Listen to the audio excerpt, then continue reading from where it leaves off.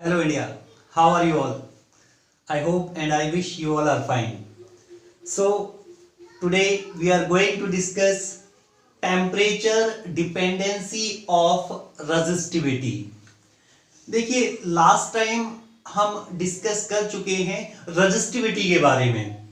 Resistivity क्या है, resistivity किन किन फैक्टर्स पे डिपेंड करती है, ये सारी बातें डिस्कस कर चुके हैं। अब जो लास्ट टाइम हमने डिस्कस नहीं किया था उसके बारे में अब हम डिस्कस करने जा रहे हैं कि जो भी मटेरियल होता है उस मटेरियल की जो रेजिस्टिविटी होती है वो टेम्परेचर के ऊपर कैसे डिपेंड करती है। देखिए रेजिस्टिविटी का जो फॉर्मूला हमने पढ़ा था वो था rho is equal to m upon n e square tau. अगर फॉर्मूला याद नहीं है तो अब देख लो, किसी भी मटेरियल की resistivity row is equal to होता है m upon n e square tau. m क्या है? Mass of electron. कौन से इलेक्ट्रॉन? जो मटेरियल के अंदर एक जगह से दूसरी जगह तक चलते हैं, मतलब free electrons. n number of free electrons, जो मटेरियल है उसके अंदर कितने सारे फ्री इलेक्ट्रॉन्स अवेलेबल हैं। e इलेक्ट्रॉन का चार्ज और tau relaxation time. Relaxation time मतलब एक जगह से इलेक्ट्रॉन चलकर दूसरी जगह तक पहुंचता है और बीच में जो कॉलिजन होते हैं, एक कॉलिजन से दूसरे कॉलिजन के बीच में जो टाइम लगेगा वो कहलाता है रिलैक्सेशन टाइम। तो रेजिस्टिविटी इन फैक्टर्स पे डिपेंड करती है और इन फैक्टर्स को देखने से मैं इजीली बता सकता हूं कि इसमें टेम्परेचर के बारे में कहीं भी कोई भी बात नहीं कही गई है। तो इस टेम्परेचर पे कैसे डिपेंड करता है इसको मैं सेपरेटली पढ़ूंगा।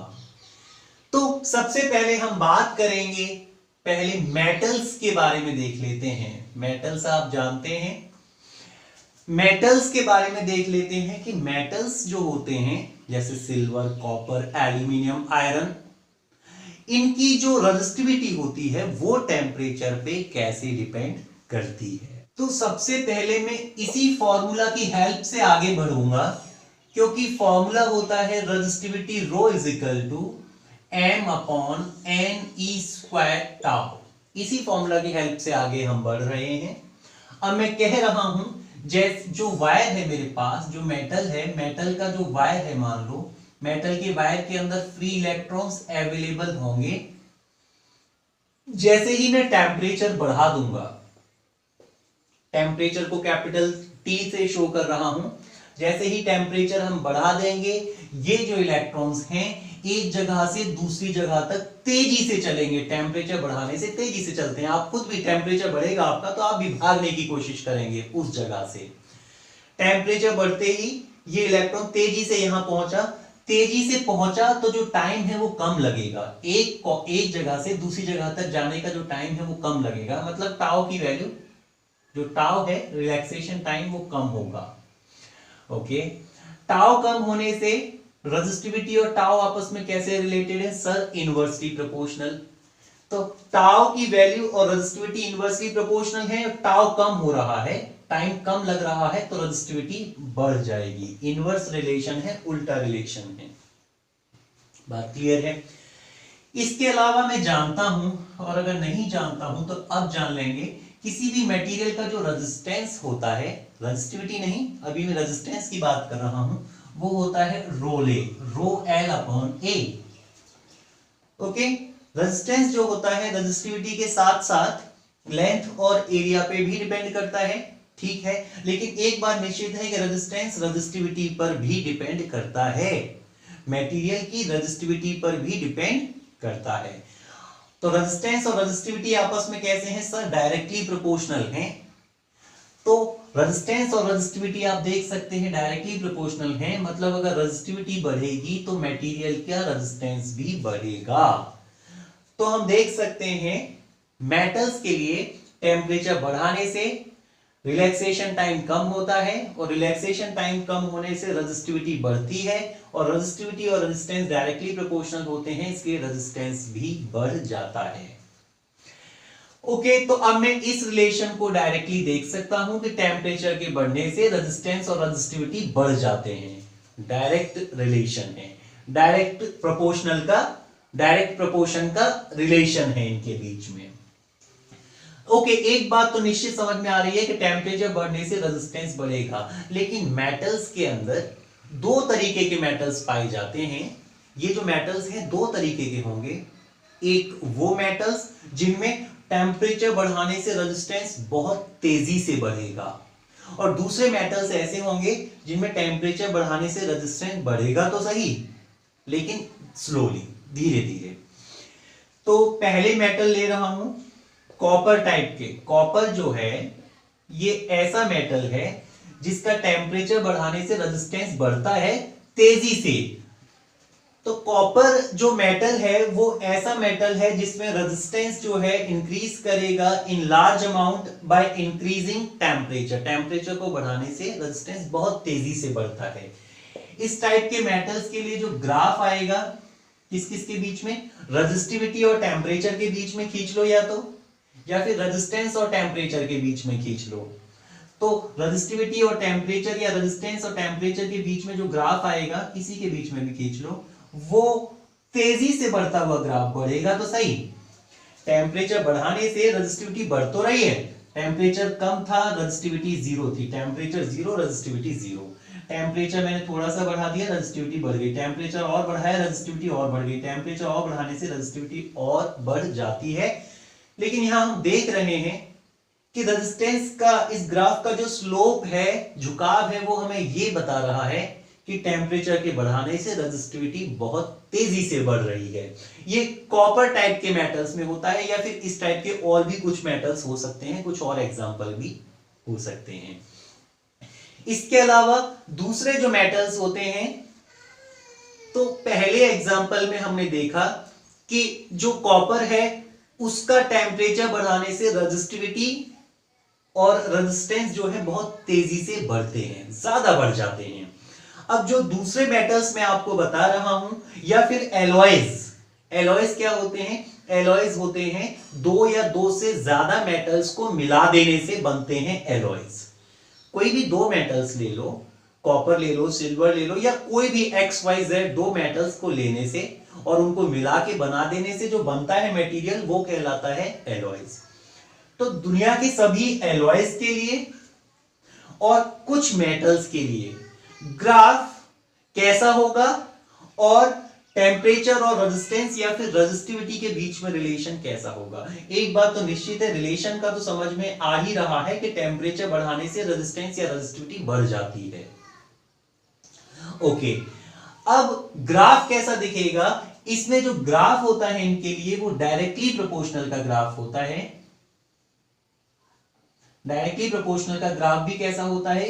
लीनियर रिलेशन को शो करता है, एक लीनियर रिलेशन को शो करता है। तो रेजिस्टिविटी और टेम्परेचर के बीच में ग्राफ एक लीनियर रिलेशन। देखिए मैंने यहां से क्यों बनाया है, इसका भी रीजन डिस्कस करेंगे। पहले तो ये देख लो कि टेम्परेचर और रेजिस्टिविटी के बीच का जो ग्राफ है वो लीनियर रिलेशन को शो कर रहा है।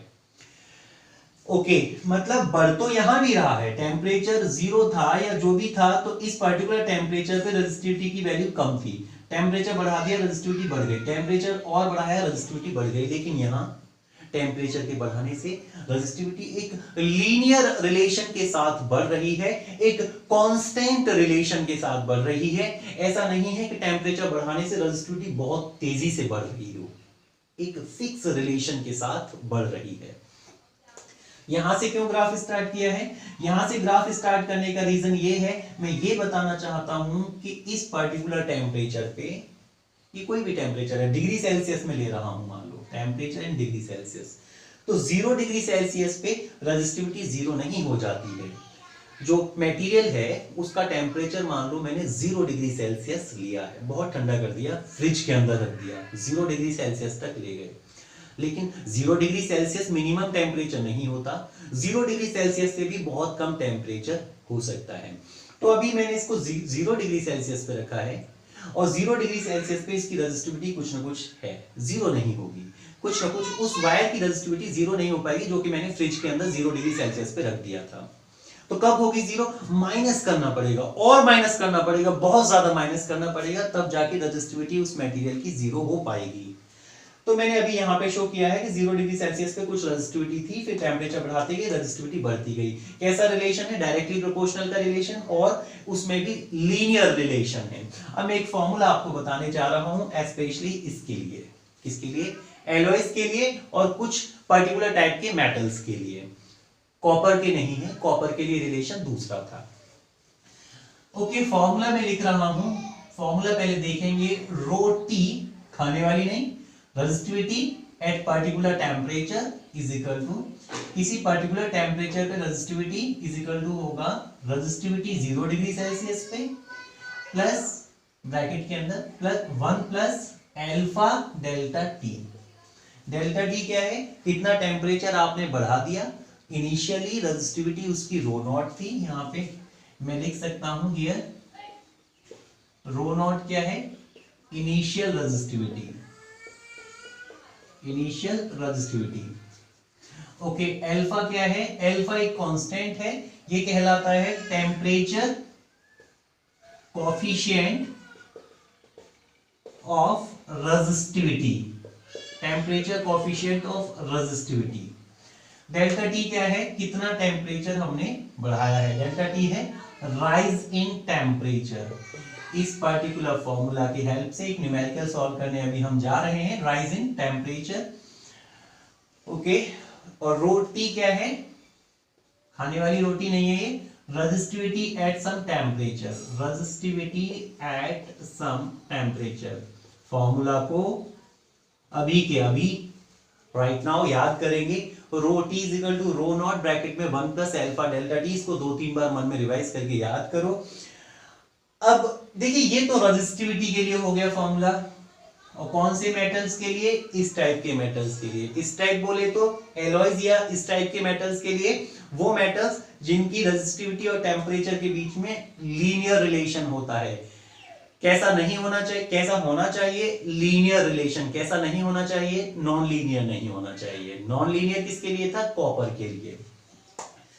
अब मैं रेजिस्टेंस के टर्म्स में अगर इसी फॉर्मूला को लिखना चाहूं, क्योंकि रेजिस्टेंस और रेजिस्टिविटी डायरेक्टली प्रोपोर्शनल होते हैं, तो रेजिस्टेंस के टर्म्स में इस फॉर्मूला को मैं कुछ इस तरीके से लिख सकता हूं। Resistance at temperature T is equal to resistance at initial temperature R not, मतलब किसी पहले टेम्परेचर पे रेजिस्टेंस, ब्रैकेट में 1 plus alpha delta T. Alpha वही कांस्टेंट है, कोफिशिएंट यहां पे ये अल्फा कहलाएगा कोफिशिएंट ऑफ रेजिस्टेंस, और अल्फा की वैल्यू यहां अल्फा कहलाएगा coefficient of resistance. Delta T क्या है? Rise in temperature. Are not क्या है? इनिशियल टेम्परेचर पे रेजिस्टेंस, और बढ़े हुए टेम्परेचर पर रेजिस्टेंस कितना होगा? R T. तो एक न्यूमेरिकल इस पे हम देख लेते हैं। तो डियर स्टूडेंट्स, हमने जो अभी टॉपिक डिस्कस किया, जिसमें हमने रेजिस्टेंस का फॉर्मूला देखा, कब? किसी बढ़े हुए टेम्परेचर पे रेजिस्टेंस कितना होगा, इसके लिए हमने फॉर्मूला देखा। फॉर्मूला क्या था? Resistance at temperature T is equal to are not bracket में 1 plus alpha delta T.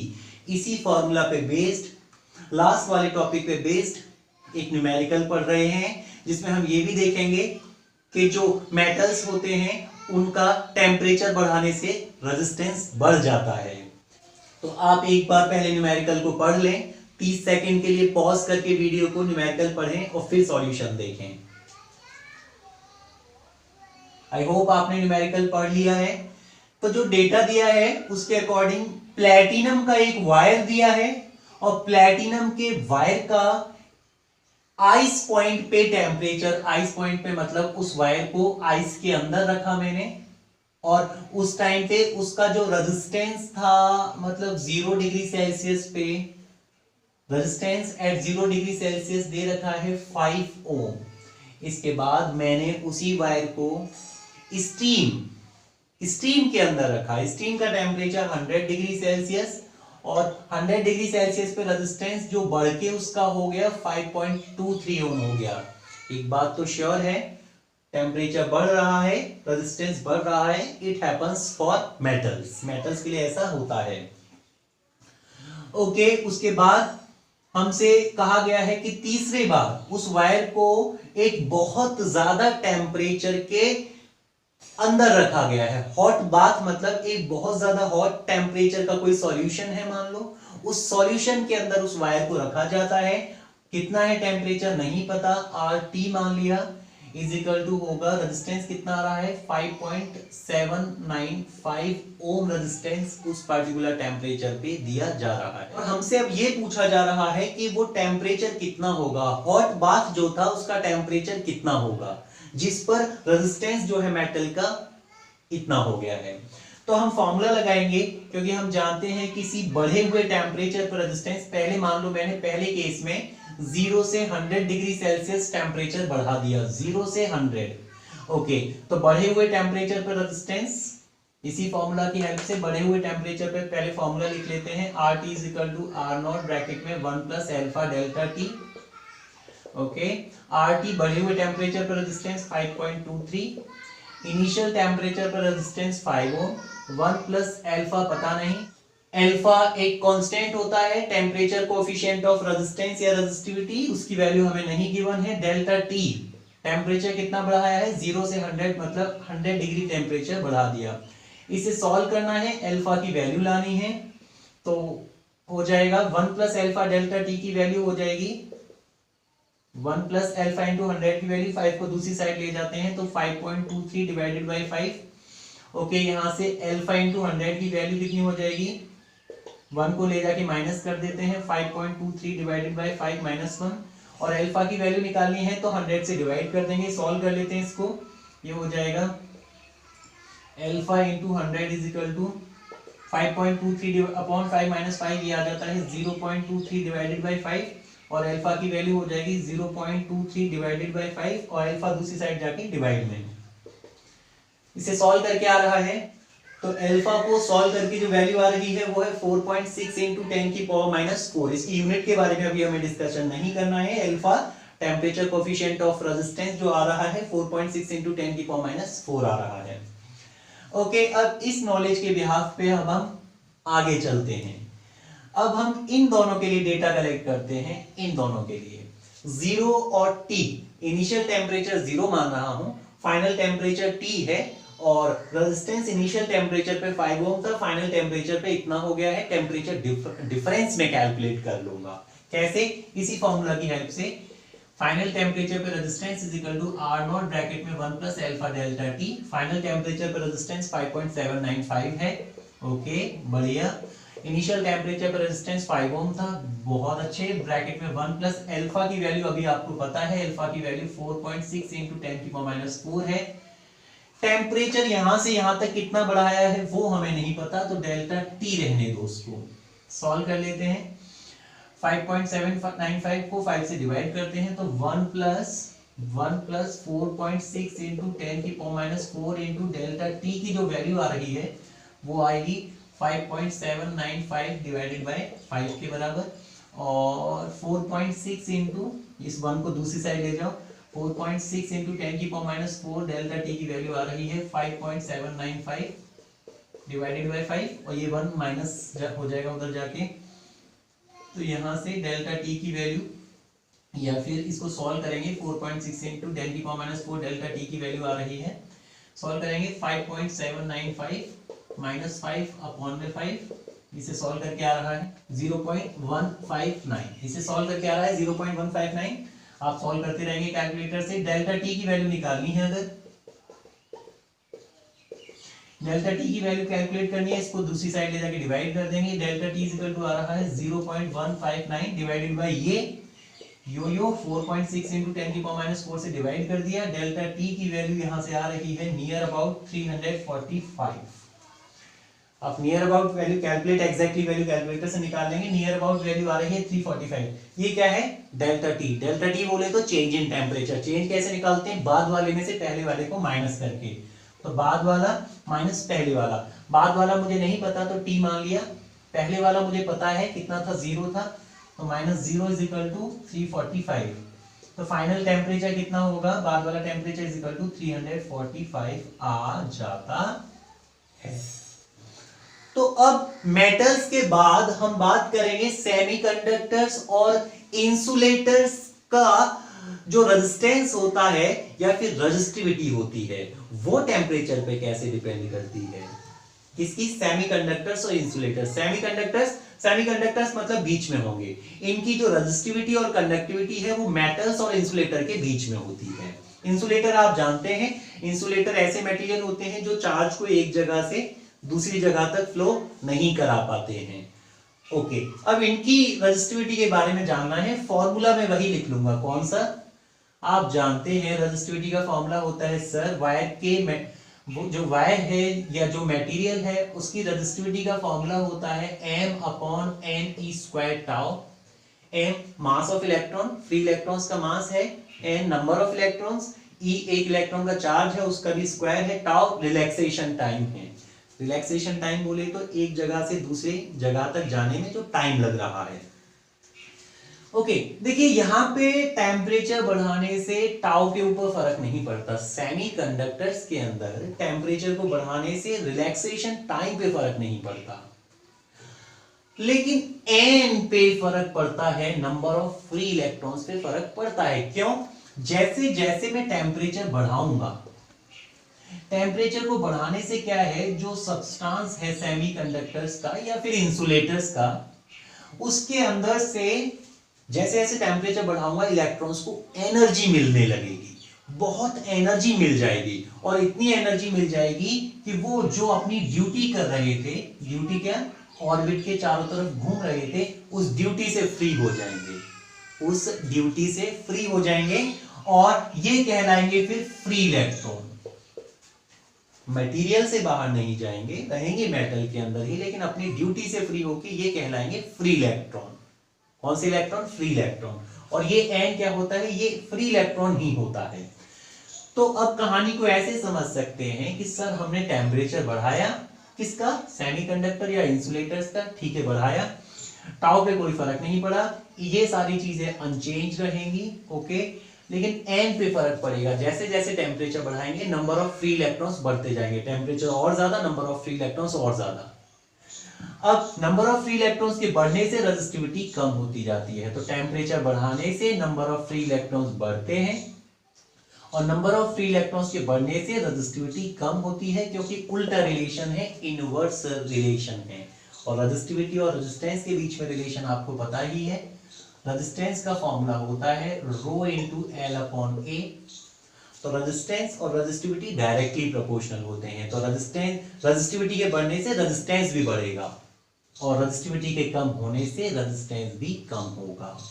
Okay, direct relation होता है, तो जैसा इसके साथ होगा वैसा ही इसके साथ होगा। ओके, अब डायरेक्ट देख लेते हैं, टेम्परेचर के बढ़ाने से रेजिस्टेंस कम होता है, किसका? सेमीकंडक्टर्स या फिर इंसुलेटर्स का।